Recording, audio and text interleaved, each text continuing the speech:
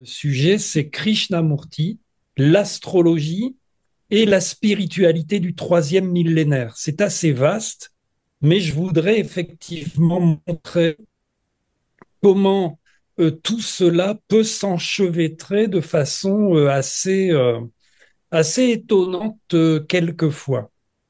Alors, on va commencer par des petites citations, dont cette citation de Krishnamurti. La crise n'est pas politique, la crise n'est pas économique, ni elle n'est spirituelle, soi-disant religieuse. La crise est dans notre conscience. Je pense que ça, c'est très important à intégrer parce qu'il me semble que la spiritualité émergente, celle qui peut vraiment faire du bien à l'humanité, doit s'atteler à une sorte de guérison de la conscience. Alors pourquoi? Très rapidement, un état des lieux et on peut commencer, je pense que c'est toujours intéressant, cette notion des blessures narcissiques. C'est-à-dire que depuis quelques siècles, ça commence un peu à la Renaissance, et nous ne parlons pas que de l'univers occidental parce que les Européens ont quand même conquis la planète entière pour voilà la colonisation évidemment.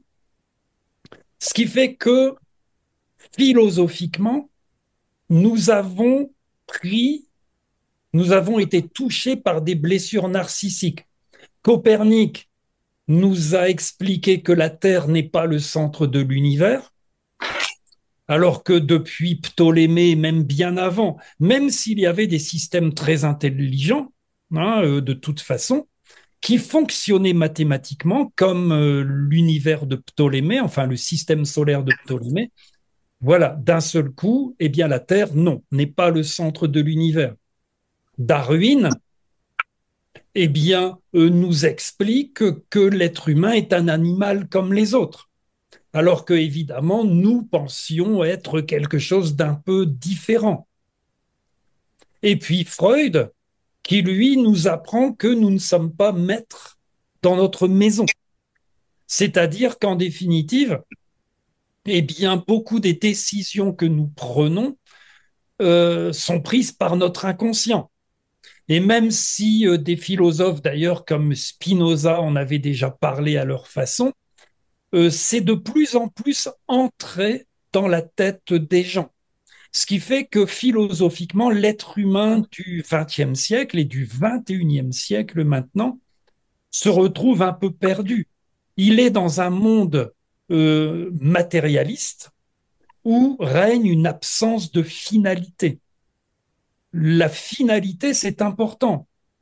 On appelle ça le finalisme en astrologie, pardon, en philosophie. C'est-à-dire que toutes les sociétés anciennes mettaient une sorte d'intentionnalité dans la nature, dans le monde, dans l'univers. Toute cette création, tout ce que nous avons autour de nous, la vie elle-même, était censée avoir une intention. Et cela a disparu. Et donc, on se retrouve évidemment dans un monde pris par l'industrialisation, divorce avec la nature, le déclin des religions et le nihilisme. Vous savez, le nihilisme, un peu, c'est la mort de Dieu, comme l'a exprimé Nietzsche. Le scientisme, la science avant tout, ce qui n'est pas toujours mauvais, bien sûr, et des explications causales de type mécaniste. Ça, c'est plus difficile parce que ça commence avec Descartes, ça se poursuit évidemment avec Newton, et ça fait que l'on considère que l'univers est une espèce de machine. Et donc que l'être humain aussi est une machine.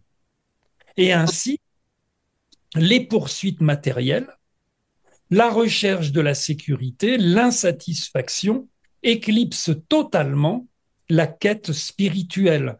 Donc c'est l'état des lieux actuels. Là-dessus, il y a des lueurs d'espoir. Entre autres, je vous ai mis cette citation de David Bohm. David Bohm, c'est un physicien célèbre du XXe siècle, qui était ami d'Einstein et de tous les grands cerveaux de l'époque, bien sûr, et qui était également ami avec Krishnamurti, avec lequel ils ont fait des conférences, ils ont tenu beaucoup de discussions, de dialogues, et il nous donne une autre vision de la science. Et il nous dit qu'à mesure que la science révèle de plus en plus la place de la Terre dans le cosmos, une prise de conscience croissante se manifeste quant à la préciosité de notre monde vivant et de l'interdépendance qui nous lie à lui. Et j'ai mis en rouge ce qui me semble vraiment le plus important. Peut-être ne s'agit-il pas seulement de découvertes scientifiques, mais aussi de la réapparition du sacré sous une forme appropriée à notre époque. Donc, il annonce quelque part que cette spiritualité émergente du troisième millénaire ne fera pas l'impasse par rapport à la science, mais se servira également des découvertes de la science qui sont extraordinaires en astrophysique, en mécanique quantique, entre autres, pour asseoir cette nouvelle spiritualité. Maintenant, l'astrologie dans tout cela. Si l'on se réfère, si l'on revient aux blessures narcissiques, eh bien l'astrologie, d'abord et avant tout, en dehors de toute croyance, nous démontre que la vie n'est pas un accident. C'est-à-dire que l'astrologie, évidemment, ne prouve pas l'existence de Dieu, ne prouve pas la vie après la mort, ne prouve pas les vies antérieures, ne prouve pas l'immortalité de l'âme, et ainsi de suite. L'astrologie ne prouve absolument rien de tout cela, il faut en être conscient. Par contre, elle nous dit que la vie n'est pas un accident, parce que nous sommes inscrits dans la géométrie de l'univers, dans la géométrie du système solaire, dans la géométrie du ciel. Et ainsi, cette connexion entre la géométrie céleste et nos vies et nos destinées suggère une finalité, renvoie à cette intentionnalité que nous avons perdue depuis quelques siècles. Et en plus, et on en reparlera plus tard, l'astrologie démontre l'existence d'une trame des destinées, c'est-à-dire qui relie toutes nos destinées entre elles. L'astrologie le démontre par le biais des synastries, c'est-à-dire des comparaisons de thèmes entre eux, et des synchronicités. Si vous faites le thème astral d'une synchronicité, quand cela peut vous arriver, ça arrive à tout le monde, d'accord? Eh bien, vous verrez que l'astrologie souligne la synchronicité. Et peut-être que l'astrologie est le seul champ de recherche actuellement capable d'étudier les synchronicités et donc cette trame des destinées qui nous relie absolument toutes et tous. Ce qui veut dire que l'astrologie est liée à cette spiritualité émergente parce qu'elle nous offre une relation personnelle avec l'univers, parce qu'elle offre un sens à la vie, un sens que nous avons perdu, parce qu'elle offre une quête à poursuivre et un sentier à emprunter. Puisque l'on voit que le sens de nos vies est inscrit dans le ciel, il semble tout à fait évident que nous devons chercher à comprendre ce sens. Et donc, nous avons à poursuivre une quête. Et on en reparlera aussi un peu plus tard, mais en définitive, l'art astrologique consiste à trouver le sentier céleste personnel, unique, à emprunter et qui est inscrit évidemment dans la carte du ciel. Donc l'astrologie nous dit que l'univers n'est pas indifférent à nos existences, car le thème astral, c'est une carte d'identité cosmique. Donc vous voyez un peu le rôle, la fonction de l'astrologie dans le cadre de la spiritualité du troisième millénaire, la spiritualité émergente. Spiritualité astrologique, donc, non pas croire, mais déployer une quête personnelle. Je pense que c'est vraiment le point le plus important d'une spiritualité qui doit émerger de plus en plus. Ça va prendre beaucoup de temps, hein, même si il y a beaucoup de prémices, hein, que l'on peut déjà voir. J'ai pas voulu parler de l'ère du Verseau, de l'ère des Poissons, etc. Mais c'est lié dedans. L'ère des Poissons, c'est l'ère des grandes religions, pas forcément monothéistes, mais collectives, où des centaines de millions de gens, voire des milliards de gens, partagent la même foi, parce qu'ils sont nés dans un contexte religieux, dans tel pays, etc. Et ce qui nous attend, ce qu'on pourrait dire donc l'ère du Verseau, va beaucoup plus s'axer sur la quête personnelle. Parce que cette quête personnelle offre un sens et une direction à la vie.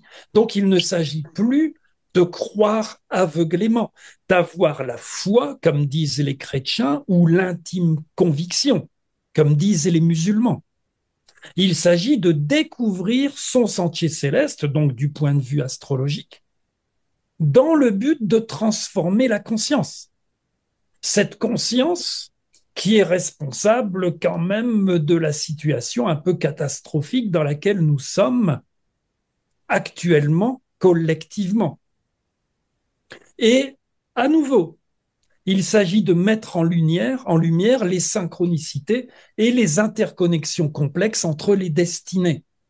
Parce que même si nous mettons l'accent sur la quête personnelle, nous comprenons aussi que l'humanité est un organisme et que chacune et chacun d'entre nous sommes une cellule de cet organisme. Donc, évidemment, cette spiritualité est extrêmement uranienne. C'est aussi pour cela que j'ai voulu parler de Krishnamurti. Alors, on va s'enfoncer un peu dans de l'historique, dans du philosophique, dans de l'ésotérique également, afin de bien comprendre tous les ressorts qui mènent à la naissance d'une nouvelle spiritualité. En ce sens, nous vivons une époque absolument extraordinaire d'ailleurs. Aussi. Donc, étrangement, je vous mets une citation, bon, qui est attribuée au Bouddha. Franchement, il y a peu de chances qu'il ait dit cette phrase, mais qui nous montre que cet esprit uranien, cet esprit de compréhension, de recherche, cette quête personnelle est également très ancienne. Simplement, jusque maintenant, elle est restée un peu en deçà. Lorsque le Bouddha, donc on nous dit que c'est le Bouddha, dit vainqueur et connaissant, je demeure, détaché, sans souillure, sans entrave, rendu entièrement libre par la destruction du désir. Qui pourrait appeler mon maître? Moi-même, j'ai trouvé la voie. Vous voyez ces deux derniers versets. Qui pourrais-je appeler mon maître? Moi-même, j'ai trouvé la voie. C'est un credo uranien. D'accord? Uranus, l'astre de la liberté, de l'indépendance, de l'originalité. du renouveau. Là, on arrive donc justement à ce carrefour. Alors, on va voir ça plus en détail après, mais Krishnamurti va arriver avec un enseignement qui, pour moi, est complètement symptomatique de cette nouvelle spiritualité, où il dit la vérité est un pays sans chemin. Truth is a pathless land. Je trouve que la traduction officielle, voilà, n'est pas totalement, ne rend pas totalement hommage. C'est pour ça que j'ai mis en dessous aucun chemin ne mène à la vérité. Et cette phrase, aucun chemin ne mène à la vérité, eh bien, nous dit un peu le contraire de tous les chemins mènent à Rome. D'accord? Alors, ça va nous mettre sur la trace de la société théosophique. D'ailleurs, vous voyez, c'est très intéressant le saut de la société théosophique. Vous avez une svastika, vous avez une étoile à 6 branches, vous avez une croix et qui est en même temps l'anque, la croix égyptienne, le cercle, triangle, etc. Pourquoi? Parce que la société théosophique, donc qui va naître, je crois qu'elle est fondée vers 1870, quelque chose comme ça, va prôner la renaissance d'un principe théosophique, hein, qui remonte à l'Antiquité grecque et qui nous dit que toutes les religions et toutes les philosophies possèdent un aspect d'une vérité plus universelle, hein, ce qui est un très beau principe. Et la devise de la société théosophique, c'est il n'y a pas de religion supérieure à la vérité, ce qui est également une très belle devise. La société théosophique va défendre un syncrétisme qui relie le bouddhisme, l'hindouisme, l'ésotérisme et de manière générale toutes les autres traditions religieuses. La société théosophique, c'est quelque chose de très intéressant et qui va quelque part rassembler à la fin du 19e siècle beaucoup de penseurs et de philosophes spirituels. C'est une période de grande ouverture. Il y a le monde musulman, bien sûr, il y a le monde chrétien, il y a le monde bouddhiste, il y a le monde hindou. Entre autres, hein, ce sont les points les plus importants au niveau du monde, du nombre quelque part de gens représentés. Et on se retrouve avec un monde où les Européens vont partout et où petit à petit, à cause des découvertes scientifiques, entre autres, ben, on s'aperçoit que le déluge, ben non, c'est pas inventé par la Bible, par exemple, que les Sumériens et d'autres traditions avaient le déluge et ainsi de suite. Eh bien, le monde, d'un seul coup, s'aperçoit qu'il y a beaucoup de religions et que toutes ces religions ont un peu un message similaire et qu'elles sont toutes en quête de la vérité. Et donc, la société théosophique ne fait que représenter de façon extrêmement intéressante tout ce mouvement qui va chercher à relier toutes les religions entre elles. Et vous le savez peut-être, en tout cas je l'avais mis dans la présentation de cette conférence, la société théosophique a beaucoup influencé l'astrologie. Parce que l'astrologie, à partir de la Renaissance, avait beaucoup décliné. Il y a une renaissance très forte vers donc le milieu et la fin du 19e siècle et début du 20e. Et entre autres, des astrologues comme Alan Leo, un Anglais, vont beaucoup bouger les choses, faire revenir l'astrologie au centre des débats. Et ce sont des membres de la société théosophique.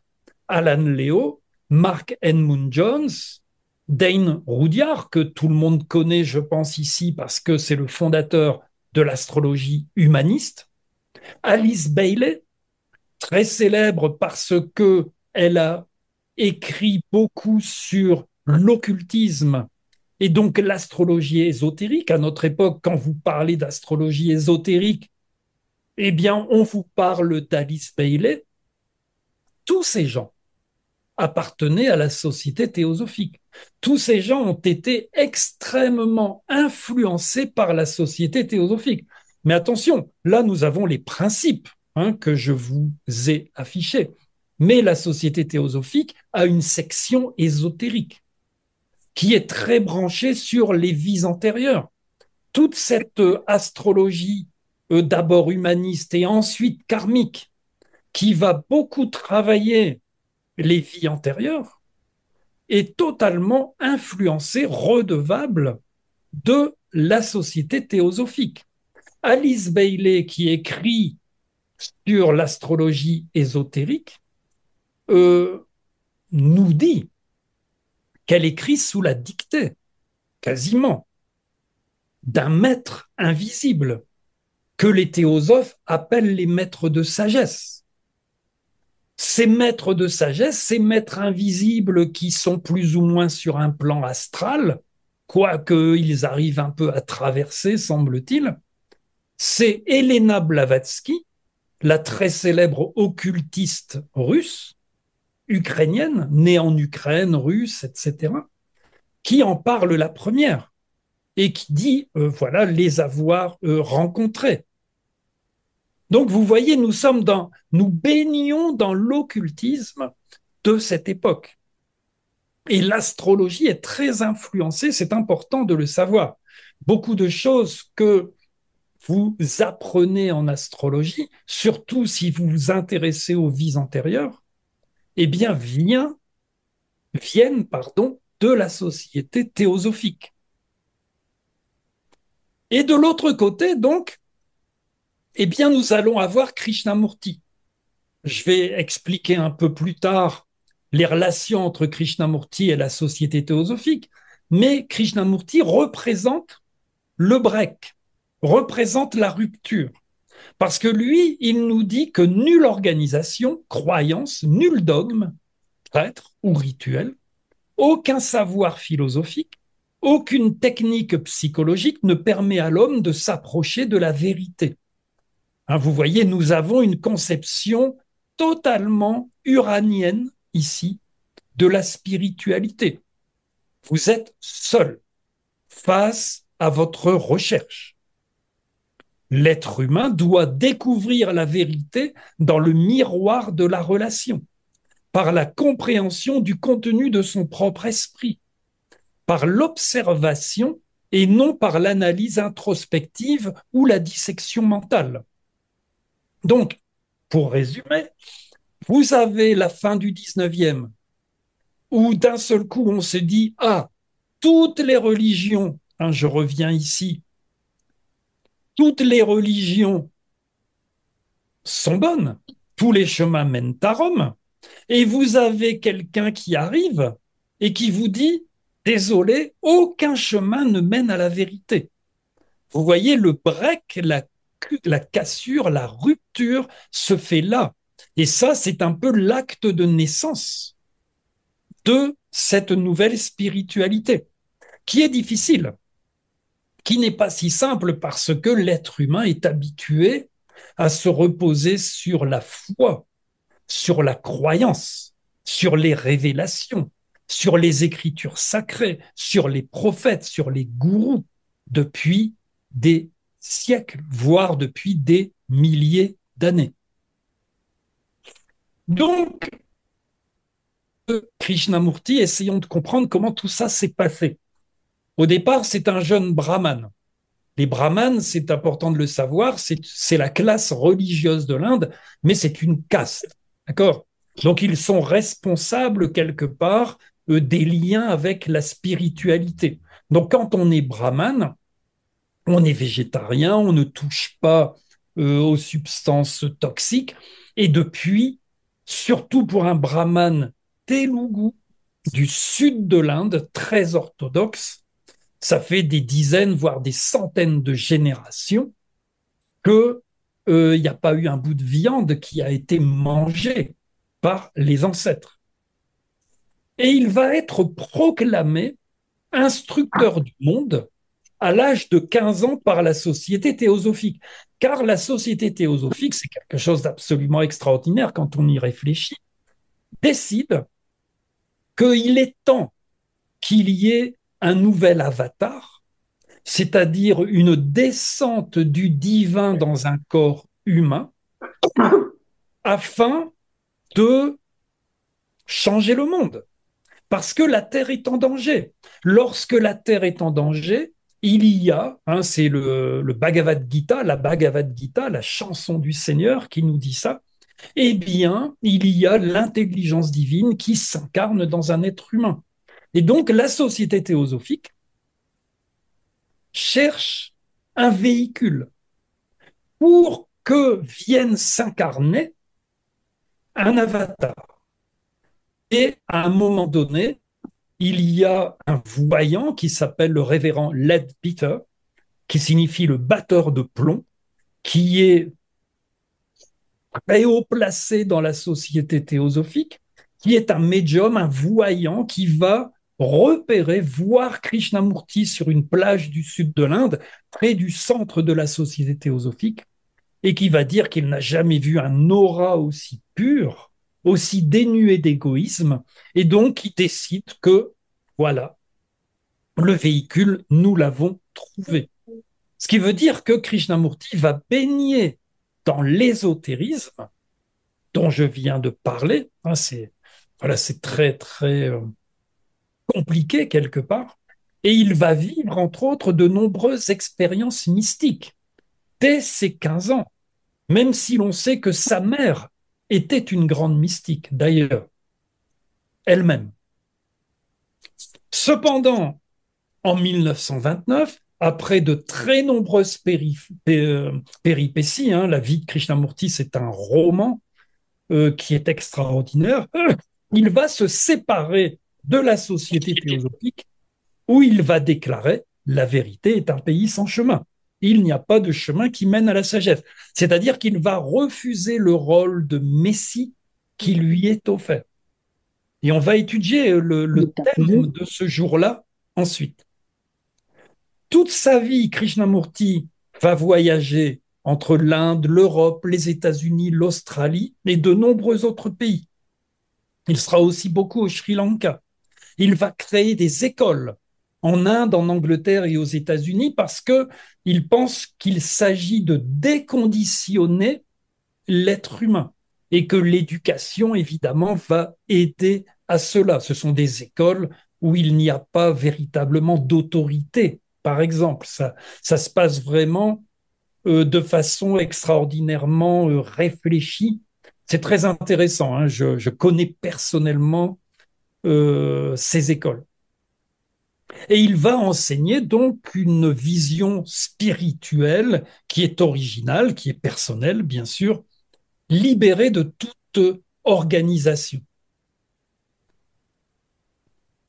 Donc voilà le thème astral de Krishnamurti. Euh, Son nom, Jiddu, prénom, signifie clarté et luminosité. Krishnamurti, Murti, c'est une image religieuse, en fait, une murti en Inde. Donc Krishnamurti signifie forme de Krishna. Ce qui est un peu dommage quelque part qu'il ait ce nom-là, parce que dès qu'on parle de Krishnamurti, les gens ont l'impression que on va vous parler des Hare Krishna ou d'hindouisme, alors que non, ça n'a rien à voir.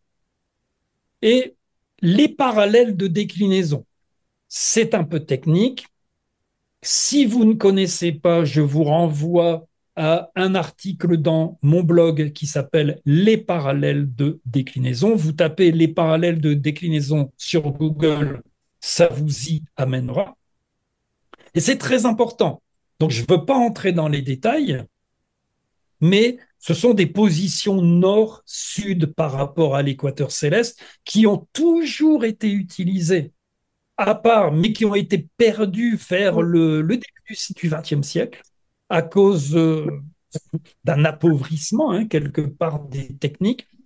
qui revient beaucoup en force depuis quelques dizaines d'années parce que nous sommes quand même pas mal d'astrologues à nous battre pour le parallèle de déclinaison. Et c'est très important parce que en force, en puissance, il est équivalent à une conjonction. Donc, vous voyez que Mars est au parallèle de Jupiter. Alors, ça, comme Mars et Jupiter, vous voyez ici la petite flèche, sont conjoints, ça ne nous apporte pas grand-chose, sauf que dans le ciel, la nuit, on pouvait les voir très proches l'un de l'autre. Je veux dire vraiment très proches. Bon, Chiron est au parallèle des nœuds lunaires. Je vais parler spécialement de Chiron plus tard. Nous y reviendrons. Mais ça veut dire qu'il y a un lien extrêmement important entre Chiron et les nœuds lunaires. Et puis, Mercure est au parallèle de Neptune. D'accord? Et ça, c'est important parce que Mercure, on va le voir, évidemment, c'est la parole. Krishnamurti, c'est une sorte de Socrate. Il a très peu écrit, il a surtout parlé. Et Neptune, c'est le mysticisme, c'est la conscience collective, c'est l'empathie.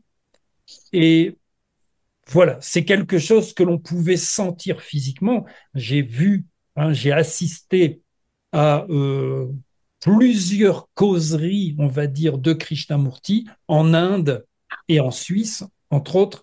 Et c'est vrai que c'était quelque chose d'assez extraordinaire. Alors, pourquoi je vous parle maintenant des parallèles de déclinaison? Parce que, évidemment, ils n'apparaissent pas sur le thème astral dont vous avez l'habitude. D'accord? Donc, il faut garder en tête, pendant l'interprétation, que Mars et Jupiter sont très liés, que Mercure et Neptune sont très liés, et que Chiron et les nœuds lunaires sont également très liés. Donc maintenant, entrons vraiment dans le vif de l'interprétation. Alors, je ne peux pas faire une interprétation classique qui prend 2 heures. Voilà, c'est pas le but non plus de cette conférence. Je voudrais vraiment souligner des points très intéressants et qui vont dans le sens que nous cherchons à comprendre par rapport, évidemment, à la spiritualité. Donc d'abord, on a une croix fixe. Une croix fixe, c'est-à-dire que nous avons l'ascendant Verseau, le descendant Lion, d'accord? Nous avons Uranus ici culminant proche du milieu du ciel, et nous avons le Soleil en bas en opposition. Donc évidemment, le Soleil est au carré. Regardez bien, le Soleil est au carré du descendant Lion, le Soleil maître du Lion descendant, le maître du descendant est au carré de l'ascendant et du descendant.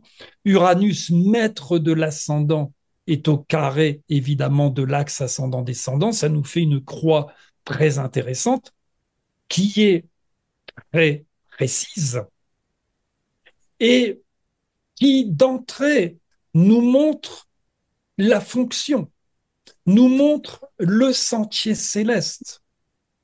L'ascendant, le maître de l'ascendant, on verra avec Saturne aussi, bien sûr, mais le maître de l'ascendant, Uranus, culmine en 9e maison, au carré donc de l'ascendant Verseau, en opposition au Soleil. Nous avons évidemment là un esprit très indépendant, très électrique, très révolutionnaire, très original, et qui va, de par son ascendant, se projeter sur le monde de cette façon.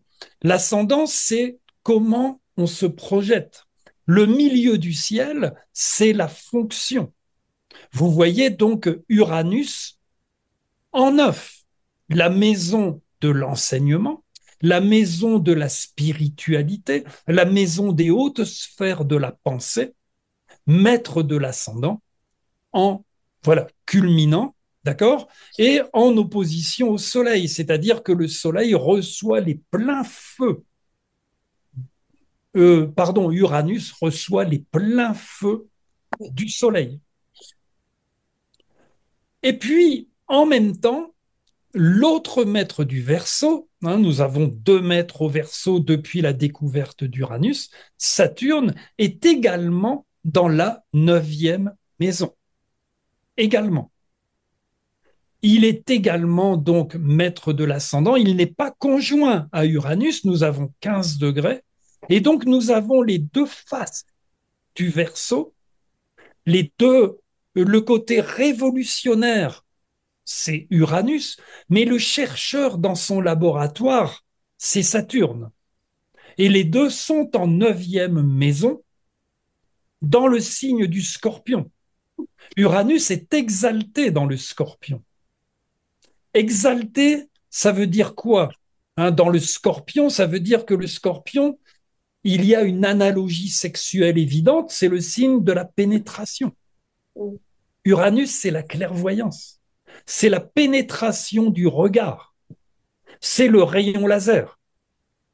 Donc Uranus, de cette façon, est très puissant. Et Saturne en Scorpion est également extrêmement fort au niveau de la puissance mentale.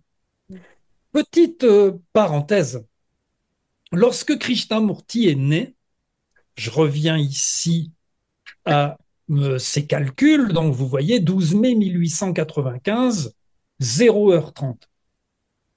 C'est l'heure exacte. Pourquoi? Parce que comme il était brahmane, même d'une famille pas très riche, mais pas si pauvre non plus, mais on va dire quand même, voilà, pas très riche, eh bien, son père était dans la pièce d'à côté avec un chronomètre, comme tout bon brahmane. Et il a attendu qu'on lui donne l'heure exacte de la naissance. Petit détail aussi intéressant, ce sont des brahmanes à nouveau très orthodoxes. La famille de Krishnamurti, le père de Krishnamurti, si quelqu'un passait pendant qu'il mangeait et que l'ombre de cette personne touchait son repas, il arrêtait de manger. Pour lui, la nourriture était devenue impure. Donc on est quand même dans un milieu un peu extrémiste au niveau de la religion. Et dans ces familles, ils ont des pièces spéciales. Une pièce spéciale, pardon, même s'ils sont pauvres. C'est une pièce qui est dédiée à l'adoration. C'est la pièce des pujas, c'est-à-dire donc des sacrifices, des offices religieux, de la prière. Et c'est une pièce où il ne doit jamais y avoir aucune souillure. Et pourtant, la mère de Krishnamurti a senti quelque chose et a demandé de donner naissance à Krishnamurti dans cette pièce. Et elle a effectivement donné naissance à Krishnamurti dans la pièce des pujas. Là-dessus, comme le père de Krishnamurti avait l'heure exacte de naissance, il a été voir l'astrologue local. Mais attention, nous parlons d'astrologie qu'on dit védique. Bon, c'est pas vraiment approprié. Nous parlons de la Jyotish, de l'astrologie hindoue, qui est la science de la lumière. Jyotish, c'est ce que ça veut dire, science de la lumière. Et cet astrologue, qui était une petite célébrité locale, un très bon astrologue, a dit au père de Krishnamurti que son fils deviendrait un grand maître spirituel. C'est intéressant parce que on parle à nouveau d'un thème astral différent. Il n'y a pas Uranus qui culmine. Par contre, Saturne n'est pas en Scorpion, mais exalté en Balance dans la 9e maison. Et Saturne, l'ascendant, n'est pas en Verseau, mais en Capricorne. Ce qui veut dire qu'on a quand même la même combinaison, c'est-à-dire le maître de l'ascendant est dans la 9e maison. Simplement, le thème est différent.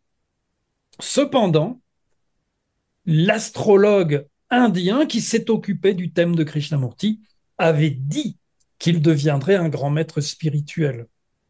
Chose qui a laissé beaucoup de gens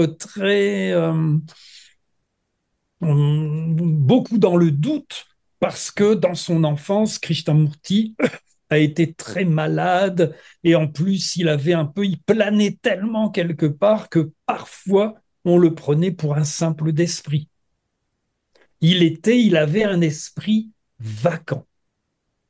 Donc revenons à ce thème, d'accord? Donc c'est intéressant, hein, de voir que Saturne, évidemment, je pense que l'astrologue indien avait vu bien sûr aussi que Saturne est au trigone de Mars, trigone de Jupiter, très exactement pour ce qui est de Jupiter, hein, on est très proche, et au trigone de Vénus, hein, c'est-à-dire que ce Saturne est excellemment placé. Ensuite, un petit tour vers Mercure. Donc vous voyez ici Mercure. Alors là aussi, c'est intéressant parce que on a tout de suite repéré que Mercure était en conjonction. J'ai noté ça plus tard, on le verra, mais il est très très proche de l'étoile Alcyone, qui est l'étoile alpha la plus importante des Pléiades. Et de tout temps, les Pléiades ont été considérées, c'est un groupe d'étoiles sacrées, parfois considérées ésotériquement, pardon, comme le centre de l'univers. Hein, voilà, c'est quelque chose de. Il y a un côté très ésotérique dans Alcyone. Et même à notre époque, si vous allez sur Internet, vous verrez que les Pléiadiens fleurissent, qu'il y a des tas de sites où on vous dit que les Pléiadiens veillent sur nous, et ainsi de suite, qu'ils vont bientôt débarquer d'ailleurs, si j'ai bien compris. Enfin, voilà. Il y a une mythologie d'Alcyone, et le Mercure de Krishnamurti est à moins d'1 degré, hein, il est vraiment très proche de Alcyone. Donc, ça a renforcé la croyance des théosophes que Krishnamurti était bien l'avatar, le l'instructeur du monde, le nouveau Maitreya, c'est-à-dire le Bouddha du futur. Parce que Mercure a cette relation. Mercure est très lié à cette notion d'avatar, de descente de la divinité. En plus, évidemment, il est conjoint au fond du ciel, il est conjoint au Soleil, donc il est un peu plus loin, mais il est considéré, dans certains anciens traités, on dira que c'est la meilleure position pour Mercure, hein, c'est-à-dire légèrement en avance sur le Soleil et pas combuste. On a 8 degrés dans certains traités, j'ai vu 8 degrés et demi. Donc on a une très très belle position de Mercure.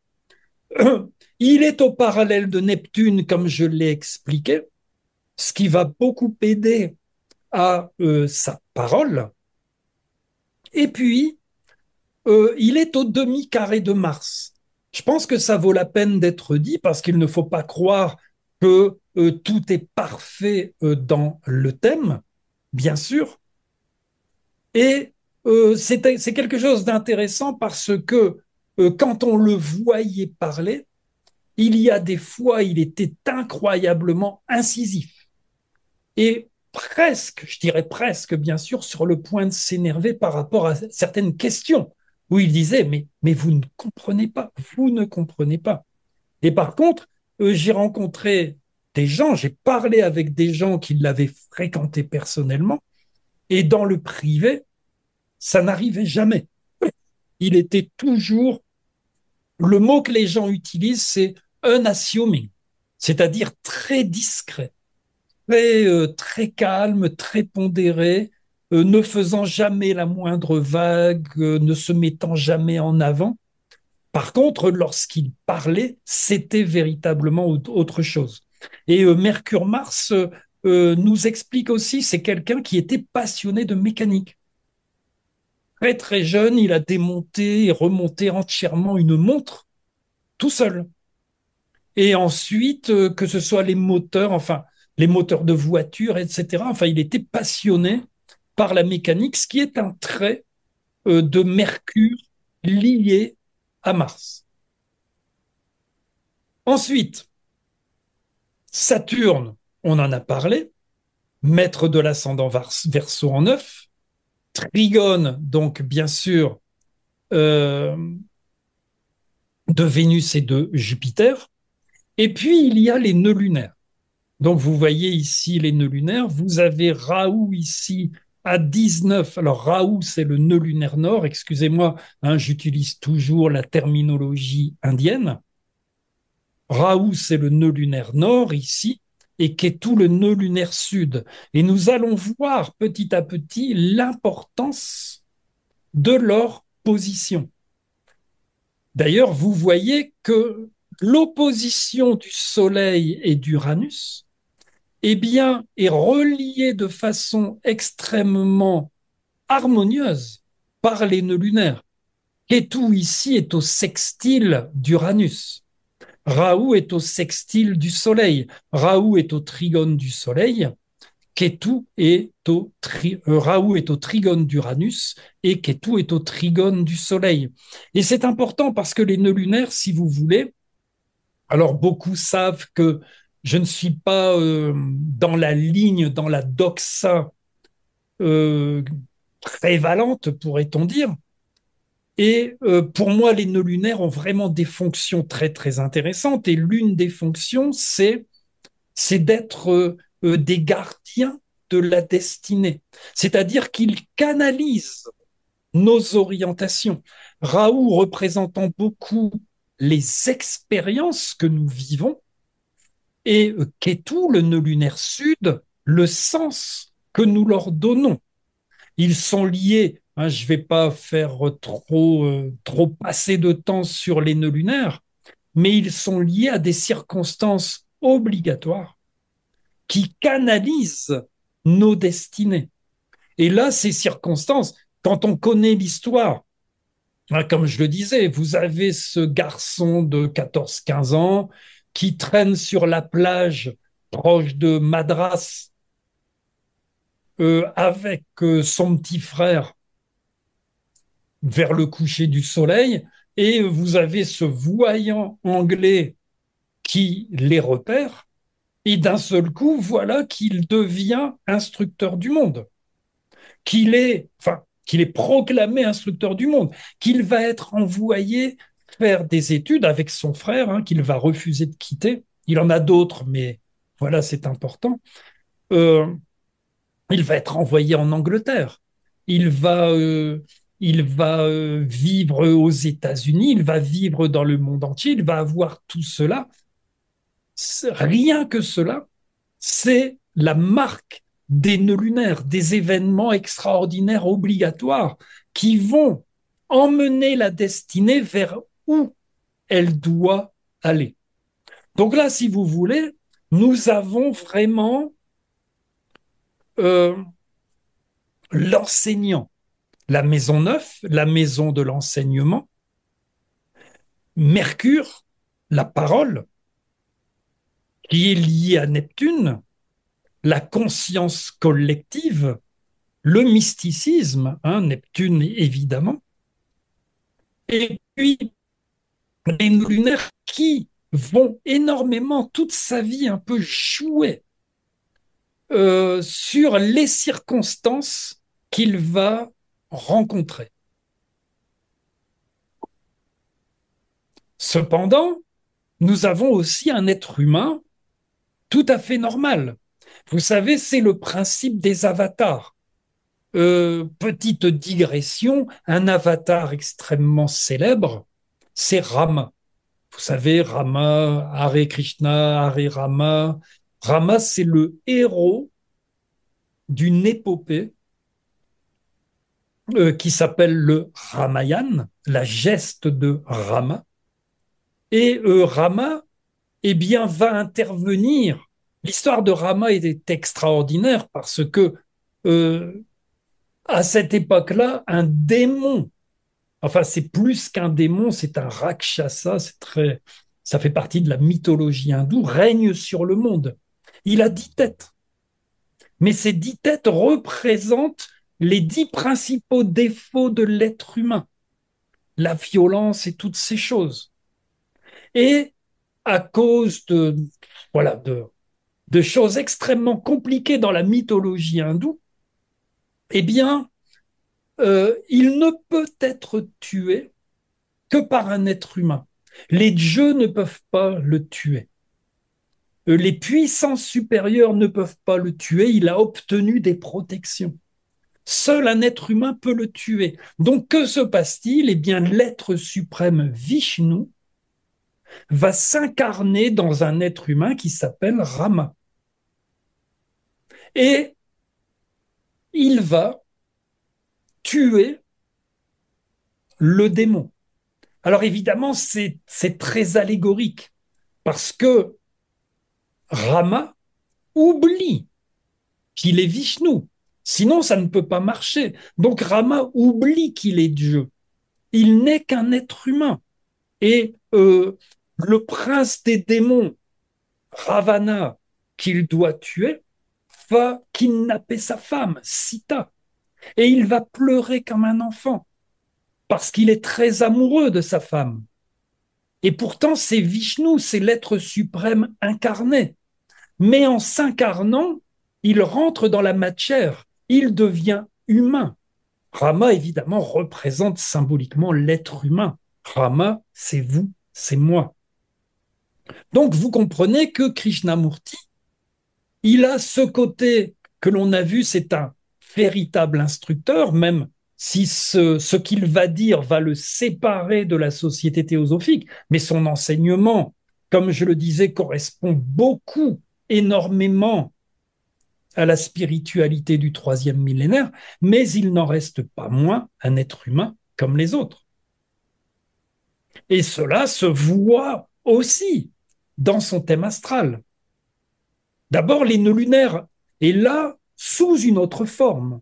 Vous voyez ici ce Ketu, nœud lunaire sud, dans la 8e maison. Et en fait, il va perdre sa mère à l'âge de 10 ans. Mais sa mère meurt parce que sa fille aînée vient de mourir. Donc, Krishnamurti perd sa grande sœur. Et juste avant, il avait déjà perdu un petit frère. Et plus tard, le frère qui va l'accompagner jusqu'aux États-Unis, avec qui va être sa seule famille qui va lui rester, va mourir de tuberculose, alors que Krishnamurti a dans les 29-30 ans. Donc il est très marqué par ce Ketu en maison 8, qui est au demi-carré de Saturne. Il n'échappe pas, d'accord, on va dire au karma causé par Ketu, Ketu qui représente à la fois la quête du sens et la spiritualité, mais aussi les épreuves. Ketu, c'est le nœud lunaire qui, de par les épreuves, nous fait aller vers la spiritualité. Et puis, on a de l'autre côté Raoult en maison 2. Et c'est tout à fait étrange parce que il naît dans une famille pauvre. Lorsqu'il est récupéré par la société théosophique, il est plutôt maigre, voire décharné. Mais en même temps, il va d'un seul coup avoir la vie d'un lord anglais. Mais en même temps, quand il va quitter la société théosophique, il renonce à tout cela.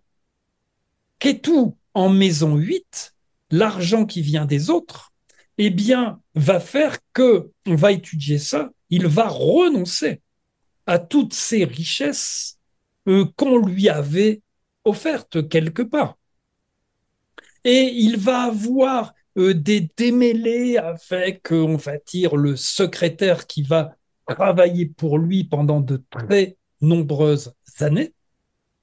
Ce qui veut dire que, quelque part, eh bien, il ne va pas pouvoir, il ne va pas pouvoir, quelque part, vraiment vivre euh, de ses revenus parce qu'il va vendre beaucoup de livres, mais tout l'argent va aller aux fondations, va permettre quelque part de continuer son travail et lui va à nouveau vivre pauvrement.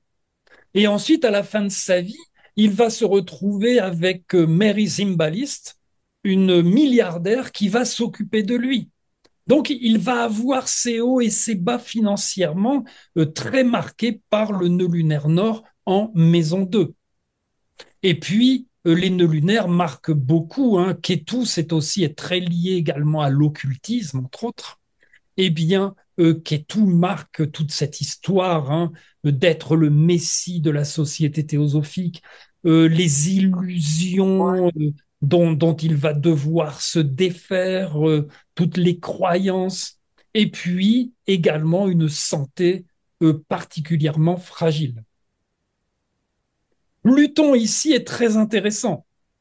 Il faut voir que Krishnamurti naît pendant la conjonction Pluton-Neptune qui dure plusieurs années. Elle commence en 92. Enfin, elle est exacte, pardon, en 92. Et vous comprenez bien que c'est la conjonction des grandes mutations sociales. Tous les gens qui sont nés vers cette époque ont vécu 2 guerres mondiales. Certains ont vécu et subi le stalinisme, le nazisme, le paupérisme qui régnait dans toutes les régions industrielles du monde. Des mutations sociales donc absolument énormes, extraordinaires. La conjonction Pluton-Neptune, c'est une fois tous les 5 siècles. La dernière, c'était 1485, qui va amener entre autres la réforme, la Renaissance et toutes ces choses. Donc on est dans un moment très particulier au niveau du collectif. Il est donc relié à cela et son enseignement, vous voyez que Uranus est au quinconce de Neptune. Par contre, étrangement, Pluton, donc mis à part hein, la conjonction avec Neptune, Pluton n'a aucun aspect. Pluton est libre de tout aspect. Il n'y a pas de parallèle de déclinaison, il n'y a pas de trigone ou de carré ou quoi que ce soit. Et c'est assez intéressant parce que on s'aperçoit qu'il a un total désintérêt pour le monde plutonien, entre autres le monde du pouvoir. D'accord, le mauvais côté de Pluton, évidemment, hein, parce que Pluton, c'est aussi l'alchimiste et c'est le maître du Scorpion. Où se trouve Uranus? Où se trouve Saturne? Où se trouvent les maîtres de l'ascendant? Il y a Jupiter, Vénus, Mars et Saturne. Alors, Jupiter, Vénus, Mars sont relativement rapprochés. Vous voyez la conjonction Jupiter-Vénus et bien sûr la conjonction Jupiter-Mars. Et ça nous parle beaucoup de grands voyages, d'esthétisme, de talent. C'était un écrivain extrêmement talentueux.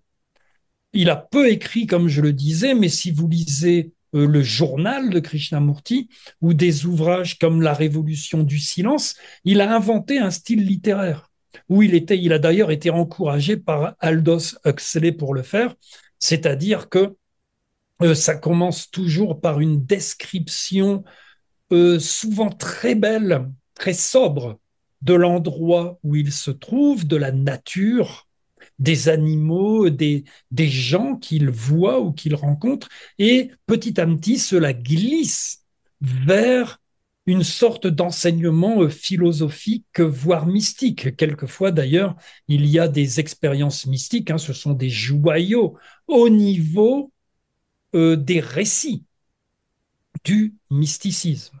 Donc, c'est vraiment très intéressant, talentueux. Hein, Jupiter-Vénus, c'est un véritable artiste en ce sens-là. Il y a les amours. Il y a les amours. Si on fait rentrer la Lune, hein, vous voyez donc que la Lune ici est en opposition à Vénus. Et c'est intéressant parce que La Lune, qui est limite carrée au nœud lunaire, explique entre autres la mort de sa mère. Cependant, eh bien, c'est quelqu'un qui va avoir deux mères adoptives. D'abord, Annie Besant, qui est à la tête de la société théosophique au moment où il est récupéré, et qu'il va appeler Ama, c'est-à-dire maman en tamoul. Et ensuite, il va rencontrer une femme qui s'appelle Émilie Lutyens, qui est la mère de sa biographe, d'une de ses biographes, de la biographe anglaise, Mary Lutyens, et il va l'appeler Mamie, c'est-à-dire maman. Et il va recevoir énormément d'amour de ces deux femmes. Et on a beaucoup de lettres, hein, évidemment, qu'il leur envoie, qu'il reçoit. Et c'est toujours, voilà, hein, je vous aime, ceci, cela, c'est extrêmement affectueux. Et c'est un homme qui a connu l'amour d'au moins deux femmes. Une première qu'il a connue assez jeune en Californie et une autre qui était la sœur de sa euh, biographe indienne, Pupul Jayakar. Elle s'appelait Nandini Mehta. Et c'est donc, pour moi, c'est important. Hein, c'est-à-dire que nous sommes, parce que il faut bien comprendre que lorsque des gens ont appris que Krishnamurti avait eu des relations amoureuses, ils se sont dit, ah mais c'est pas possible, ça peut pas être un vrai sage. Hein, les sages se passent des relations amoureuses. Hein, c'est-à-dire les anciens, les vieux conditionnements, comme quoi, si on est un sage, eh bien non, hein, on laisse tout ça de côté. Voilà, ce qui est évidemment, ce sont des conditionnements passablement anciens, dont cette nouvelle spiritualité est censée se débarrasser.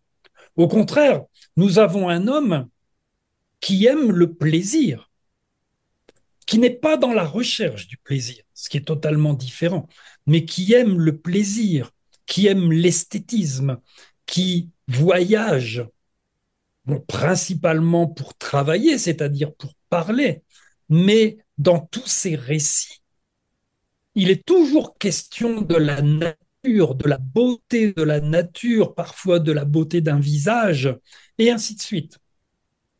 Donc on a quelqu'un qui a une appréciation subtile de la beauté, et cela se voit dans la relation Mercure-Vénus ici. Mercure est à 28,53 du taureau et Vénus 28,26 des Gémeaux. Nous avons une relation mutuelle avec un demi-sextile parfaitement exact. Appréciation subtile de la beauté, relation mutuelle, vous savez ce que c'est. Mercure, maître des Gémeaux, est en taureau. Vénus, maître du taureau, est en Gémeaux. Les deux astres sont parfaitement harmoniquement reliés. C'est-à-dire que c'est comme si Vénus était en taureau et Mercure en Gémeaux. On a une magnifique combinaison ici et qui va se voir, hein, qui va véritablement se voir dans ses écritures, dans sa manière d'être, possiblement aussi dans sa beauté physique. Hein. C'est quelqu'un qui était extrêmement beau. Donc on a Vénus qui est dans la cinquième maison, dans le signe... ah non, j'ai mis Cancer, elle est juste à la fin. Gémeaux, pardon. Euh, voilà. Mais conjointe à Jupiter en Cancer, et qui montre donc un être qui n'est pas du tout étranger au plaisir, qui parfois, avec ce Saturne en neuf, et quand on l'entend parler et quand on lit, c'est quelqu'un d'extrêmement sérieux, d'extrêmement profond, mais qui est également tout à fait profondément humain. D'accord? Donc, Vénus proche de Jupiter, ça nous parle de la joie d'aimer et d'être aimé. Et puis, on a Jupiter-Mars.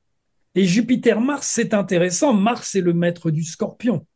Mars est Trigone d'Uranus. Parfois, je le trouve un peu lointain, mais il y a un lien. Mars, on l'a vu, est au demi-carré de Mercure. Et Jupiter-Mars, c'est assez intéressant parce que quelquefois, cela peut donner la colère.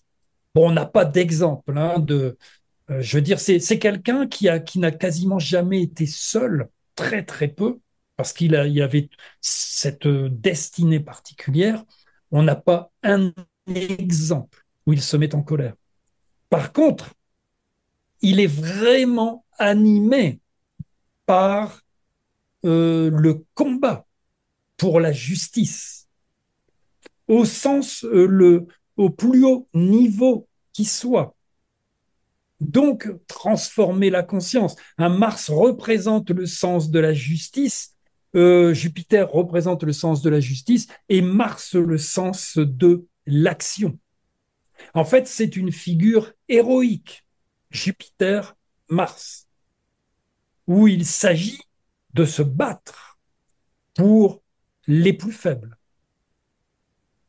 Donc, il y a vraiment beaucoup à dire sur ce thème. La Lune en Sagittaire, bien entendu, renvoie à ses innombrables voyages. C'est un des plus grands voyageurs de l'histoire. 65 ans à se déplacer dans de nombreux pays, principalement, il est vrai, en Inde, aux États-Unis, en Europe, pour parler pendant 65 ans, mis à part les deux guerres mondiales où il a été obligé de rester sur place. Il était en Angleterre pendant la Première Guerre mondiale et il était en Californie pendant la Seconde Guerre mondiale. Donc une lune très puissante en Sagittaire et qui est aussi en relation mutuelle avec Jupiter. Jupiter en Cancer, maître du Sagittaire, Lune en Sagittaire, maître du Cancer. Donc évidemment, même, il a cessé de voyager tout à la fin. Les gens voulaient qu'il s'arrête. C'est-à-dire que, comme certains autres maîtres spirituels, il se pose quelque part et les gens seraient venus le voir. Mais en fait, il ne pouvait pas. Il disait non, ce corps a été habitué à voyager de cette façon. Et la Lune opposée à Vénus montre toujours ce même esthétisme, cette même affection très présente dans son thème. Donc, on a donc un être humain, en ce sens, c'est un beau thème, bien sûr, mais qui connaît des problèmes de santé réguliers et qui est pris par un devoir. C'est-à-dire que, en fait, Krishnamurti, plusieurs fois même, a eu la tentation. Pour lui, la tentation, la vraie tentation qu'il a eue, ça aurait été de tout laisser tomber, pas seulement la société théosophique. C'est-à-dire, il vivait une époque, évidemment, il est indien, et pour lui, l'idéal aurait été la vie de sadhu. Qu'est-ce que c'est qu'un sadhu? C'est un moine errant. L'Inde a eu la sagesse de laisser de la place à ces gens qui sont des espèces de fous de Dieu, qui ne pensent qu'à la recherche spirituelle et qui se promènent de temple en temple ou de village en village. Ils sont nourris par les gens, ils n'ont évidemment aucune possession et ils passent leur vie comme ça. Et en fait, la tentation de Krishnamurti, c'était ça. Et il ne pouvait pas parce qu'il devait enseigner. Parce que même lorsqu'il a laissé tomber la société théosophique, il devait continuer à enseigner.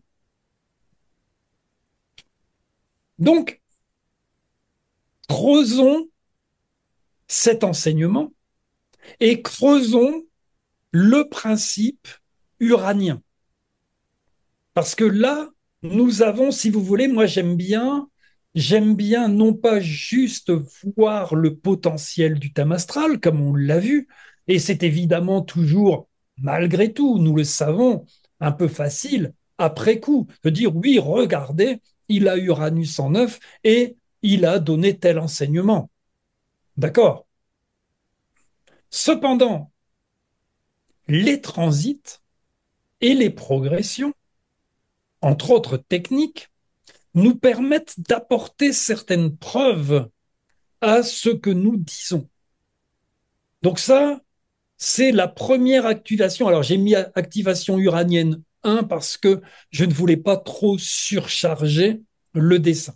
Donc, vous avez évidemment toujours Krishnamurti sur la gauche et à droite, vous avez le thème astral du 3 août 1929 à 10 heures du matin à Omen en Hollande. Que se passe-t-il? C'est une convention de la Société théosophique où il se rend tous les ans parce qu'il est le maître de l'ordre de l'étoile, qui est la section ésotérique de la Société théosophique. Depuis des années, il est présenté comme le nouvel instructeur du monde. On attend juste qu'il soit au point, c'est-à-dire que le maître, quelque part, le maître euh, céleste, Maitreya, l'esprit du nouveau Bouddha, eh bien, on attend qu'il descende totalement dans Krishnamurti. Vous voyez où nous en sommes, hein. Vous avez des milliers de gens qui attendent cela. Des milliers de gens qui attendent cela depuis des années, depuis 1910. Là, on est en 1929. Des gens qui sont prêts à quitter leur métier, leur famille, pour le suivre, parce qu'il est question de fonder une nouvelle religion. Il est question d'un nouvel enseignement, et on a d'ailleurs prévenu tout le monde, attention, quand le maître va vraiment parler, quand Krishnamurti va devenir vraiment l'instructeur du monde, il va sans doute dire des choses qui ne plairont pas à tout le monde. Et voilà qu'en 1929, eh bien, Krishnamurti va faire cette déclaration que je vous ai citée tout à l'heure. La vérité est un pays sans chemin. Il va, par cette déclaration, rompre, philosophiquement en tout cas, avec la société théosophique. Parce que d'un seul coup, il va apporter, il va dire, voilà mon enseignement. Et son enseignement, entre autres, c'est, ah, je suis désolé, mais je ne veux pas de disciples. Je ne veux pas créer une nouvelle religion. Cela ne m'intéresse pas. Je ne veux pas être un gourou. Je ne veux pas être un maître. Je ne veux pas être le nouveau Messie. Et donc, tous ces gens, dont certains qui étaient très riches, il y avait des Australiens, des Anglais, des Français, des Américains, des Indiens, etc., se sont, ressent, se sont sentis totalement perdus. Nous avons d'un seul coup l'activation uranienne ce jour-là. Et regardez bien, c'est assez extraordinaire. Vous voyez, évidemment, on va voir Uranus, donc ça c'est l'Uranus de naissance, 17 degrés 48 rétrograde du Scorpion, et vous avez ici le nœud lunaire nord, Ketu, 1730, nœud lunaire sud, excusez-moi, Ketu, 1732 du Scorpion.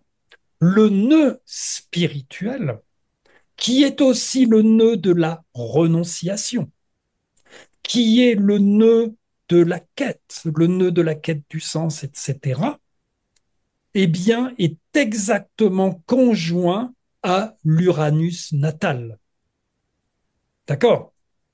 Et au même moment, le maître du Scorpion, Mars, est sur le Ketu natal. Donc Mars, quelque part, active le Ketu natal parce qu'il faut bien comprendre, mettez-vous à sa place. Voilà un garçon, voilà un homme qui est élevé pour devenir l'instructeur du monde.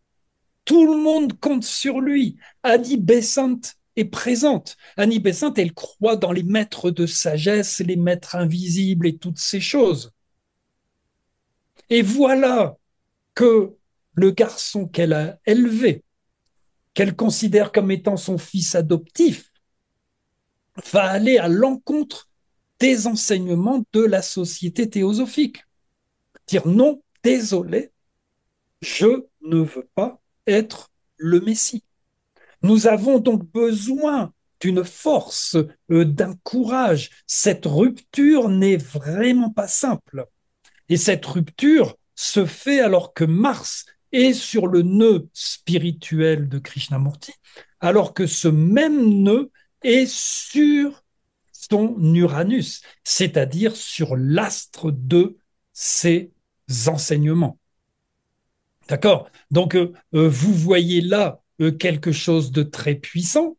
Et puis, ici, sur le côté, et ça, on va encore en reparler après, Chiron. Chiron qui est très proche à ce moment-là du nœud lunaire nord. Et voilà, je vais essayer d'en parler après, mais pour moi, c'est très important également parce que il y a cette notion de guérison de la conscience qui en même temps se met en place. On pourra rajouter que la Lune est à 15 degrés. Bon, la Lune est proche de Pluton, donc Pluton est très lent, mais la Lune est à 15 degrés du Cancer au moment où il parle. La part de fortune de Krishnamurti est à 14 du Cancer et on va retrouver ça un peu plus loin. Donc, gardons cela en tête. Nous voyons que nous avons un moment extraordinaire. Et voilà, là, ce sont les progressions. Les progressions du thème de Krishnamurti pour le même événement.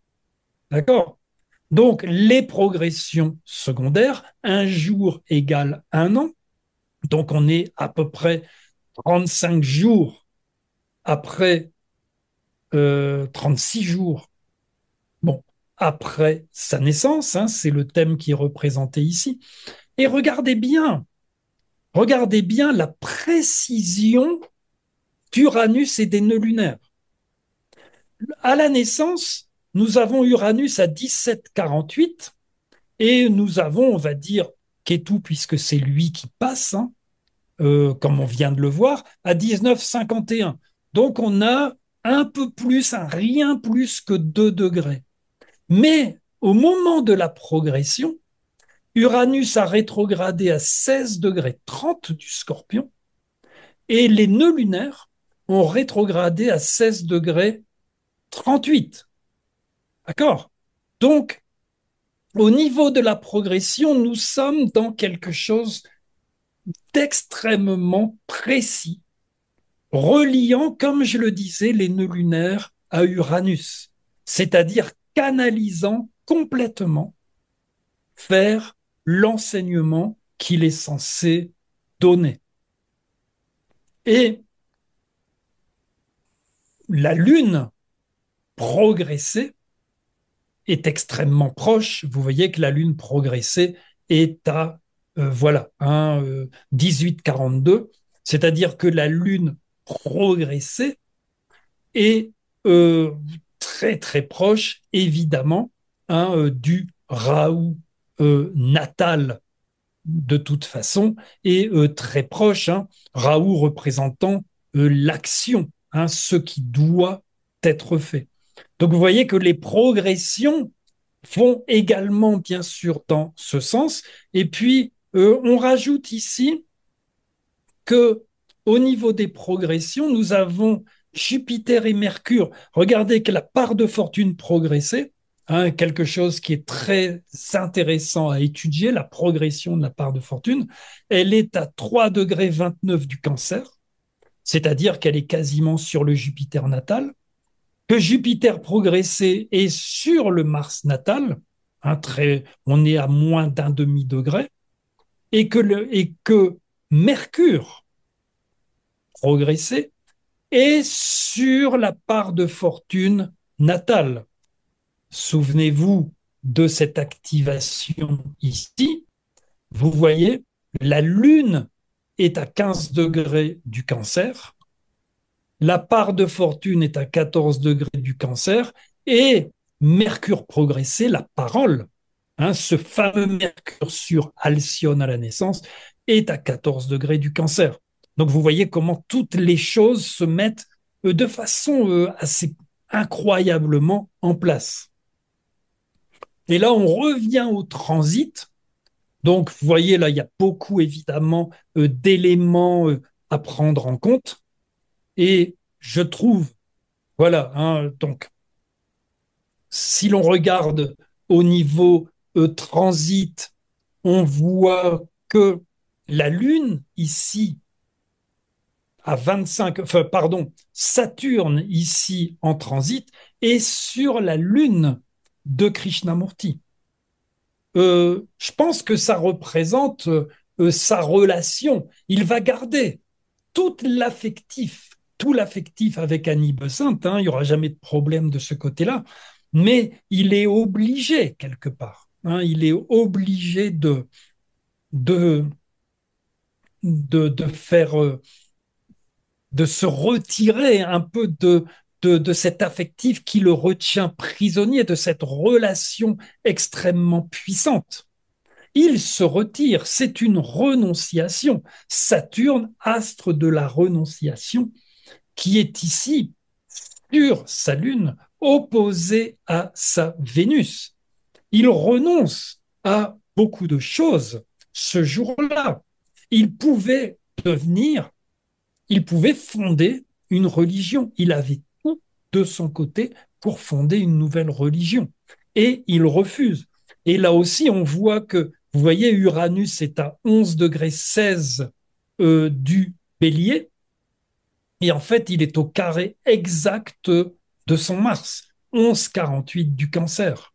Hein, on sent la radicalité puissante dans la décision.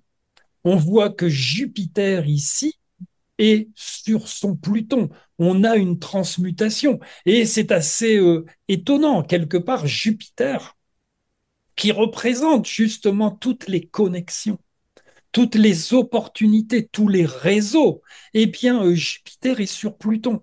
Mais justement, c'est intéressant de savoir qu'à partir de ce moment-là, à partir de ce début août de 1929, beaucoup de gens qui ne s'intéressaient pas à lui parce que la société théosophique, les maîtres invisibles et toutes ces choses ne les intéressaient pas, vont d'un seul coup s'intéresser à son message. C'est fini. Ils ne vont pas se déplacer pour voir l'instructeur du monde et le nouveau Messie, mais pour écouter quelqu'un qui s'appelle Krishnamurti et qui a un enseignement tout à fait spécifique. D'accord? Donc, euh, on a, voilà, c'est intéressant sans doute de voir que Vénus est à 27,55, exactement conjointe au milieu du ciel, 27,55 des Gémeaux, c'est-à-dire sur la Vénus de naissance.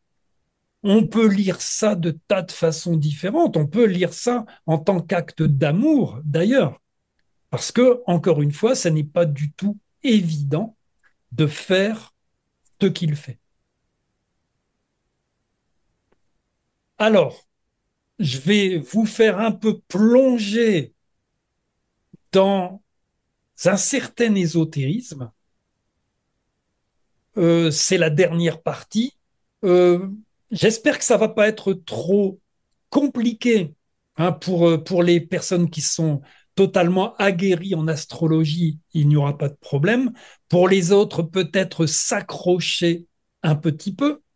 Mais je pense que c'est vraiment très, très intéressant à regarder parce qu'après tout, nous parlons euh, de mouvements très importants qui peuvent décider de l'avenir de l'humanité. Si vous croyez que les idées sont capables de changer le monde, et nous l'avons vu, d'accord? Ce sont des idées au départ, entre autres à la Renaissance, qui vont changer le monde. Ce sont des idées qui, lors de Pluton en Verseau, dans les années 1780-90, vont changer le monde. D'accord? Là, c'est un peu la même chose. Donc, je reviens à la société théosophique. Regardez bien.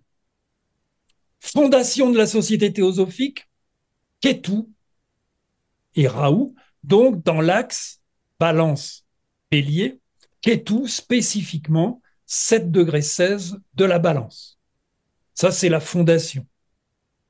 Elena Blavatsky, qui va fonder la société théosophique, a la lune à 9,31 de la balance. Donc évidemment, elle fonde la société théosophique alors que Ketu est sur sa lune. D'accord? N'oubliez pas, Ketu, très lié à la quête du sens, à l'ésotérisme et à l'occultisme. Charles Webster Leadbeater, le voyant qui découvre Krishnamurti, lune à 7,04 de la balance. Donc évidemment, exactement. Et attention, lui ne participe pas à la création de la société théosophique. Il arrive après. Mais il a la lune qui est quasiment la même que celle de Helena Blavatsky. Et ces nœuds lunaires, je les ai mis, sont trigones et sextiles à cette ligne, donc à celle d'Helena Blavatsky, et donc reliées évidemment au Ketu de la société théosophique. Et Annie Besant, d'accord, directrice de la société théosophique après la mort d'Helena Blavatsky, eh bien, Soleil à 7,54 de la balance. Et conjoint à Raoult, le nœud lunaire nord, à 9,49 de la balance.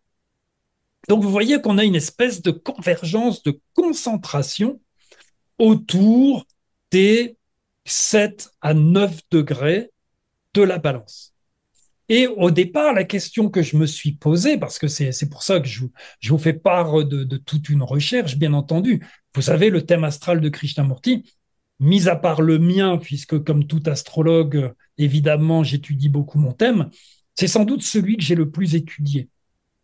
Et une des questions que je me suis posée, c'est, mais pourquoi Krishnamurti n'a rien à 7 degrés de la balance?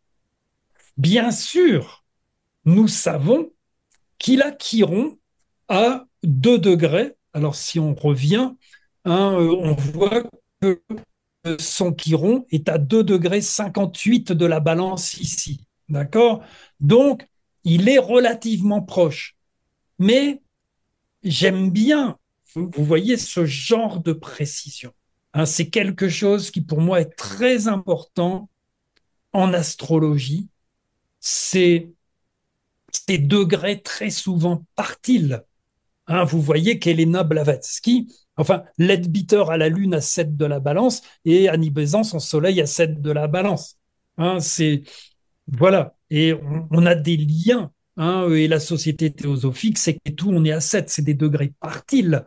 Et Elena Blavatsky, on n'est qu'à 2 degrés. Donc, je me suis dit, Chiron. Regardons Chiron d'un peu plus près. Mais avant cela, attention, éclipse prénatale. Une éclipse prénatale, c'est donc une éclipse qui se passe avant la naissance. C'est toujours intéressant. Je vous conseille d'étudier votre éclipse prénatale. Regardez. Et regardez non seulement, je vais y venir, l'éclipse prénatale, mais la famille de cette éclipse. Tout d'abord, vous voyez que lors de l'éclipse prénatale, eh bien, le Soleil et la Lune, l'éclipse a lieu à 5 degrés 31 du Bélier, en opposition à Chiron, qui là est à 5,57. D'accord? 5,57 rétrograde, donc, de la balance. C'est-à-dire que on est très très proche, cette fois-ci, des degrés de la société théosophique. D'accord? c'est calculer l'éclipse sur, évidemment, le lieu de naissance de Krishnamurti. Donc, on garde ça en tête. D'accord? Cependant, je vous ai mis la première éclipse du Saros. Alors, je reviens ici. Vous avez une éclipse prénatale. Mais il faut savoir que les éclipses sont classées en familles. Et ces familles appartiennent au cycle du Saros. Alors, je ne peux pas entrer dans les détails, évidemment, mais c'est vraiment très intéressant. Et il y a quelques astrologues qui s'intéressent à ces familles d'éclipses.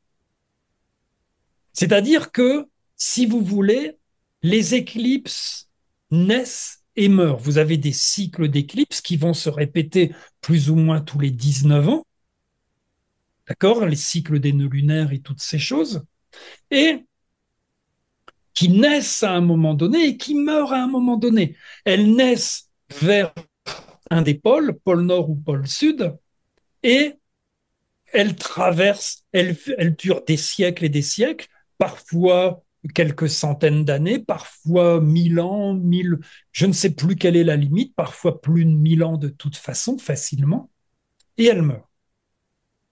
Donc ce qui est intéressant, et ça je vous conseille de le faire pour vous-même, c'est de regarder votre éclipse de prénatale de naissance, de regarder la famille de cette éclipse.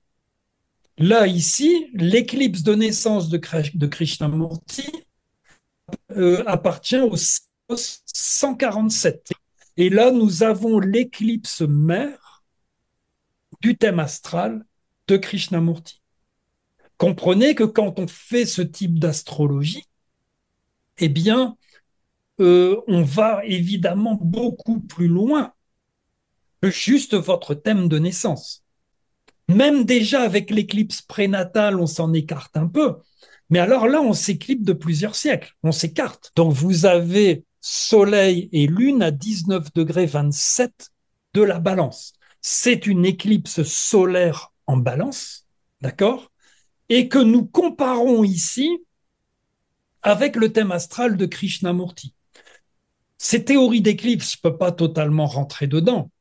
Mais lorsque vous les étudiez, parfois vous trouvez vraiment des choses extraordinaires et vous ne serez pas étonné que c'est tout à fait extraordinaire dans le thème astral de Krishnamurti. Regardez, à nouveau, Krishnamurti a son Rahu natal à 1951 des Poissons. Chiron, au moment de l'éclipse de 1664, est à 18-12 des Poissons. Oui, je n'avais pas oublié Chiron. Tout ça, c'est pour vous amener à Chiron par le biais des éclipses. D'accord? On a déjà vu ici que dans l'éclipse prénatale, Chiron est en opposition à l'éclipse. D'accord? Très exactement. Hein, regardez, degré par-il. Ici, l'éclipse est posé sur le nœud nord, le Rahu de Krishnamurti. Mais le Rahu de l'éclipse, à 3 degrés 11 de la balance, eh bien, il est posé sur le Chiron de Krishnamurti. Vous voyez ce que je veux dire? Vous avez le Rahu de Krishnamurti sur le Chiron de l'éclipse et le Chiron de l'éclipse sur le Rahu de Krishnamurti. Si vous considérez comme moi que on peut résumer les problèmes de la conscience humaine, entre autres, par l'avidité, qui peut venir, bien sûr, de l'ignorance et ainsi de suite. Mais les problèmes que nous vivons, le consumérisme, la destruction de la nature, vient de cette avidité. de cette insatiabilité, de cette insatisfaction. Hein, pour les hindous, le nœud lunaire nord représente exactement ces mots: avidité, attachement, insatisfaction. Eh bien, si vous considérez que Chiron a quoi que ce soit à voir avec la guérison, nous sommes bien dans un contexte de guérison de la conscience. Et nous retrouvons ici, si vous voulez, le chemin de vie de Krishnamurti, préparé à l'avance, préparé plus de 300 ans à l'avance, dans cette éclipse du Saros 147. Évidemment, il y a d'autres choses tout aussi intéressantes, enfin pas aussi intéressantes, c'est ce qu'il y a de plus intéressant. Mais je trouve aussi que le fait que l'ascendant de Krishnamurti soit à 1853 et que cette éclipse du Saros calculée pour le lieu de naissance de Krishnamurti soit à 21-18 du Verseau, dans les deux cas, c'est aussi quelque chose, malgré tout, d'intéressant. Donc vous voyez que Chiron, ici, à 2 degrés 58, c'est-à-dire quasiment 3 degrés de la balance à la naissance, eh bien, effectivement, joue un rôle très particulier dans le thème astral de Krishnamurti. Ce qui m'amène à la nature uranienne de Chiron. D'accord? Découvert en 1781, ça c'est Uranus. On découvre Uranus en 1781, et dans le thème de la découverte d'Uranus, on trouve un Chiron à 3 degrés 20 du Taureau, conjoint à Raoult à 5 degrés 08 du Taureau. Chiron, Raoult à nouveau, cette fois-ci dans le thème d'Uranus. Je vous parle de la spiritualité du troisième millénaire. Je vous parle de la guérison de la conscience humaine. Et lorsque Chiron est découvert en 1977, il est à 3 degrés 10 du Taureau, où il se trouve lors de la découverte d'Uranus. Vous voyez comment tout s'emboîte de façon assez extraordinaire. Donc, j'ai repris ça dans un de mes articles. Si Chiron montre des liens avérés avec la médecine, et nous savons que c'est vrai, hein, je ne suis pas forcément complètement dans la lecture mythologique de Chiron, hein, je suis moi-même un peu trop uranien pour ça sans doute, mais on va dire qu'un principe spirituel d'initiation au mystère transparaît dans ses significations. La guérison de la conscience passe par franchir la barrière de la matière et du temps, que représente Saturne, pour pénétrer le monde de l'intelligence pure, Uranus. Et si vous connaissez un peu les enseignements de Krishnamurti, il s'agit principalement de comprendre la pensée afin d'obtenir le silence de la pensée, afin de pouvoir aller au-delà de la pensée. La matière et le temps, c'est la pensée. La pensée est matière, c'est ce que nous prouvent de plus en plus les scientifiques, et la pensée crée le temps. Je vis toujours dans mon passé, dans mes mémoires, et j'anticipe sans cesse mon futur. Si je ne pense pas, je me libère du temps. La méditation, c'est se libérer du temps, c'est se libérer de la pensée. Hein, on a l'essence ici de cette spiritualité du troisième millénaire. Donc, Chiron, que nous savons faire le lien entre Saturne et Uranus, eh bien, permet de passer cette barrière de la matière et du temps, Saturne, pour pénétrer le monde de l'intelligence pure, Uranus. Ce qui veut dire que la fonction première de Chiron serait de soigner les manquements, les déformations et les désordres de la conscience. Guérir la conscience nécessite de la libérer de l'attachement, Rahu, le nœud lunaire nord, à la pensée, qui est matière et temps. Ce qui fait que, évidemment, en toute logique, nous en arrivons à la synastrie entre le thème de Krishnamurti et celui de Chiron, la découverte de Chiron. Et serez-vous étonné de voir que la lune de Krishnamurti est à 25 degrés 18 du Sagittaire sur l'ascendant de la découverte de Chiron. Voyez que ce fameux Uranus, l'enseignant, à 17,48 du Scorpion, reçoit Mercure qui est à 17,46. On est à 2 minutes d'arc, ce fameux Mercure. D'accord? Et tout à fait étrangement, les deux ont le même Jupiter. Jupiter est à 6,02 du Cancer et pour ce qui est de Chiron, et il est à 5 degrés 12 du Cancer pour ce qui est de Krishnamurti. D'accord? Donc, je pense qu'on a vraiment là des tas de pistes intéressantes. Je ne veux pas forcément en tirer des conclusions, voilà, partir dans de trop grandes théories. Hein. J'expose simplement des faits qui nous font plonger à la fois dans la réalité astrologique, dans cette spiritualité qui est en train d'émerger, dans la guérison de la conscience qui est au cœur de cette spiritualité, et entre autres par l'intermédiaire d'un personnage essentiel qui s'appelle Krishnamurti. Et justement, le dernier détail, les étoiles fixes. Alors évidemment, il y a toutes ces étoiles fixes. Vous voyez que Alcyone, comme je le disais, est à 0 degré 21 de Mercure, hein, Mercure conjoint Alcyone ici.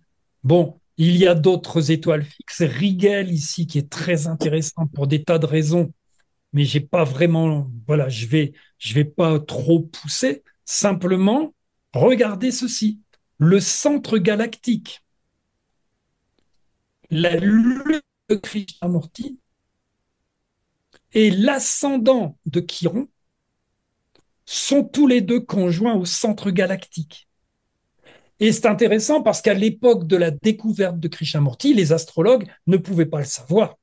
Évidemment, on n'avait aucun moyen, on ne savait même, il y avait des tas de théories sur ce qu'était la Voie lactée, mais on n'était sûr de rien. Et c'est seulement dans les années 1920, plus de 20 ans après sa naissance, qu'on a vraiment pu repérer les galaxies. Donc personne ne pouvait savoir. Hein, la société théosophique en aurait été encore plus euh, contente quelque part de s'apercevoir que le garçon qu'elle avait choisi avait Chiron, enfin avait, pardon, sa lune sur le centre galactique. Et petit détail aussi qui est intéressant, quand Krishnamurti, alors la première initiation, il y a eu des tas d'initiations, il partait en voyage astral accompagné de leadbeaters, ce sont des choses absolument, enfin on est dans un ésotérisme encore une fois absolument extraordinaire, mais très étrangement, ça a lieu pendant le passage de deux comètes. Au départ, ça devait être pendant la comète de Halley. Et puis, d'un seul coup, il y a une comète incroyablement brillante, beaucoup plus brillante que la comète de Halley, qui est passée en 1910. Et la Société théosophique a décidé de hâter l'initiation de Krishnamurti parce que, voilà, pour rattraper cette comète. Et c'est intéressant de savoir qu'il est mort au retour de la comète de Halley, hein, qui met donc 76 ans.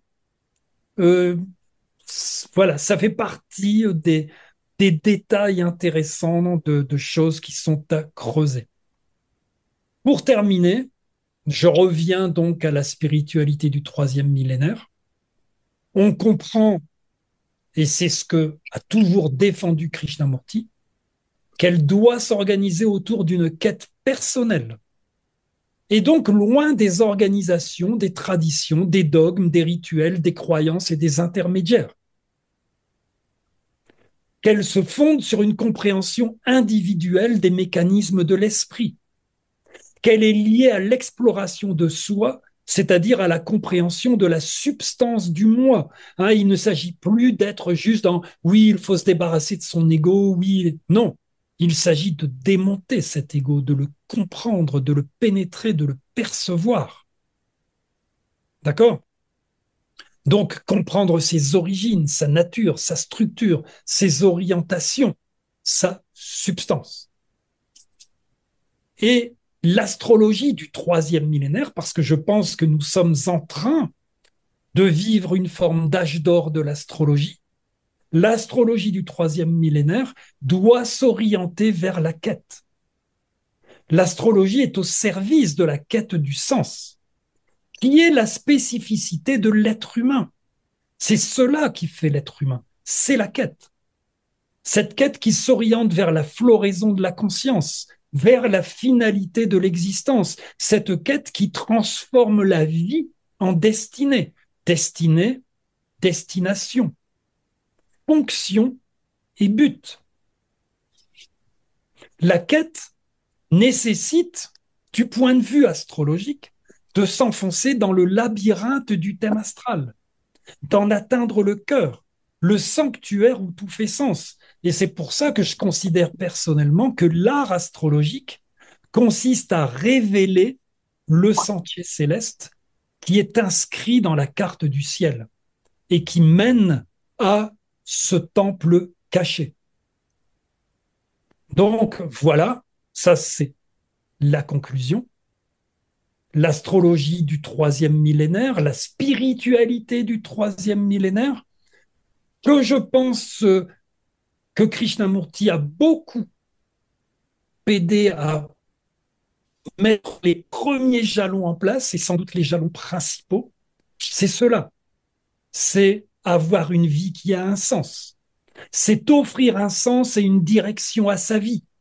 Transformer sa vie en histoire, transformer sa biologie en biographie. C'est une destinée, c'est une destination. Remplir sa fonction, aller vers la finalité. Hein, le mot savant, c'est téléologie. Et c'est l'expression d'une spiritualité astrologique, poursuivre la quête et emprunter le sentier céleste. J'ai terminé. Je vous remercie de m'avoir écouté.